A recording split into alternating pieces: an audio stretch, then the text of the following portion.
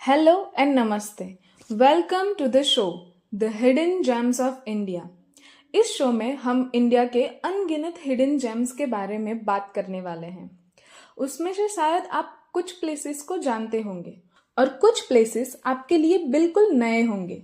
So let's dive into this journey with me. हम सबसे पहले स्टार्ट करने वाले हैं इंडिया के वेस्टर्न पार्ट गुजरात से।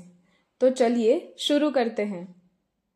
कभी सोचा है अगर सूर्य भगवान का घर होता तो कैसा होता? ना हिमाचल की ठंड, ना काशी की भीड़, एक ऐसी जगह जहां टाइम थमा हुआ लगता है, जहां एक मंदिर खुद सूरज की रोशनी से जागता है। Welcome to Modhera sun temple. आज का सफर गुजरात के मेहसाणा डिस्ट्रिक्ट में छुपी एक अनोखी दुनिया तक जा रहा है। गुजरात की गर्मी में भी एक सुकून है और मोढेरा की मिट्टी में एक कहानी है जो 1000 साल से सूर्य देवता को याद करती आ रही है। So let's begin our journey.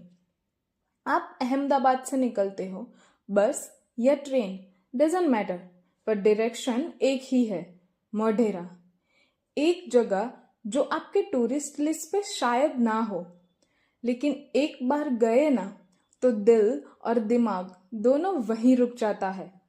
You are on your way to Modhera. हाँ, रास्ते थोड़े टेढ़े मेढ़े हैं। खेतों के बीच से गुजरती वो पतली सी सड़क जहाँ साइकिल से जाते बच्चे और मिट्टी के घरों से निकलती धूप, सब कुछ सिनेमैटिक लगता है। एंड ऐसे ही एक last turn and your destination is in front of your eyes, Modhera sun temple. आप जब बाहर खड़े होंगे तो आपको एक जायंट स्टोन आर्क दिखेगा, जैसे किसी एंशियंट सिटी का जायंट गेटवे ना हो। आपने कभी किसी बिल्डिंग को सन से बात करते हुए देखा है? यही होता है यहाँ। ये मंदिर सूर्य देवता को समर्पित है, पर लगता है जैसे सूर्य देव खुद हर सुबह इस मंदिर को देखने आते हैं। नाउ लेट्स सी कि वहाँ का आर्किटेक्चर कैसा है। सैंडस्टोन से बना ये स्ट्रक्चर पीले गोल्डन रंग में चमकता है। हर पिलर, हर वॉल पर मूर्तियां हैं। फिर जब हम धीरे धीरे अंदर की तरफ आगे बढ़ते हैं तो महसूस होता है कि ये जगह तो भक्ति और विज्ञान का अद्भुत मिलन है।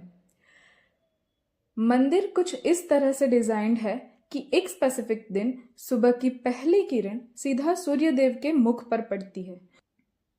फिर मंदिर के सामने वाले एरिया में एक बड़ा सा कुंड है जिसे सूर्य कुंड कहते हैं। ये एक स्टेप वेल है। सीढ़ियां नीचे की तरफ उतरती हैं और हर तरफ छोटे छोटे मंदिर बने हैं। 108 इन टोटल। जब आप एक एक स्टेप उतरते हो तो लगता है जैसे कि हम टाइम में पीछे जा रहे हैं।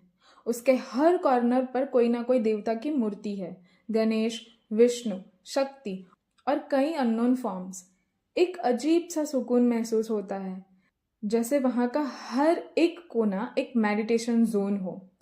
अब थोड़ा इसकी हिस्ट्री के बारे में बात करें तो इस टेम्पल को बनवाया गया था by king Bhimdev Solanki in 1026 AD. वो सोलंकी डायनेस्टी से बिलोंग करते थे और कहते हैं कि वो डायनेस्टी अपने आप को सूर्यवंशी मानती थी। लेकिन कुछ साल बाद मोहम्मद गजनी आया और इस जगह को तोड़ने की कोशिश की। मूर्तियां टूटी, बट मंदिर की रूह आज भी जिंदा है। ये मंदिर सिर्फ भक्ति का सेंटर नहीं था, ये एक सोलर पावर हाउस था। एक ऐसी जगह जहां लोग सूर्य को एनर्जी के रूप में पूजते थे। इमेजिन कीजिए, जब आज हम लाइट्स, एसी और चार्जर्स में उलझे हुए हैं, तब यहाँ 1000 साल पहले के लोग सूर्य की रोशनी से लाइफ बैलेंस करते थे। ये मंदिर एक बैलेंस है बिटवीन भक्ति and science, ritual and architecture. अगर आपका प्लान यहाँ शाम तक रुकने का हो तो I must say you will witness a beautiful scene.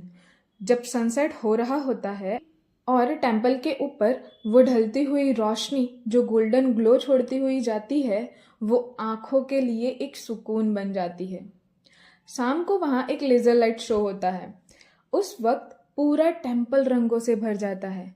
वो कार्विंग्स जो दिन में पीली दिख रही थी अब ग्रीन, रेड एंड ब्लू दिखने लगती है। यू कांट इवन इमेजिन कि इतना एंशियंट कुछ इतना अलाइव भी लग सकता है। So that was all about Modhera sun temple. तो अगर आप कभी यहाँ आने का प्लान करो तो here are some travel tips. Best time to visit October to March, और यहाँ का नियरेस्ट स्टेशन है Modhera and Ahmedabad. Entry fees Indians and foreigners के लिए अलग अलग है। And for those photography lovers, morning में 6 to 9 और शाम के 4 बजे के बाद बेस्ट लाइट्स एंड व्यूज होते हैं। और हाँ, नियर बाय सन फेस्टिवल भी होता है जनवरी में। सो आप जनवरी में भी अपना ट्रिप प्लान कर सकते हो।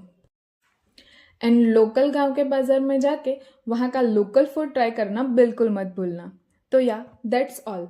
जब आप मोढेरा से निकलते हो ना तो कुछ छूट जाता है पीछे, दैट टेंशन और दैट सैडनेस, और आपके साथ जाता है एक सुकून, एक ग्लो और एक कनेक्शन। सो मिलते हैं अगले वीडियो में और चलेंगे गुजरात के एक और अनजाने लेकिन अनमोल कोने में। तब तक याद रखना, इंडिया सिर्फ एक देश नहीं, एक जिंदा कहानी है।